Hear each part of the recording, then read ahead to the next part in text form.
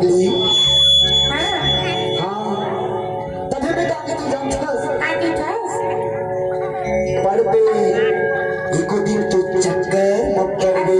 अरे छोड़ छोड़ कर जाओ नहीं मैं जिन बात बोला था तुम 100% सत्य बात बोले थे पगली। मैं नहीं माना भी झूठ बोला जे जब तो मरना हाँ?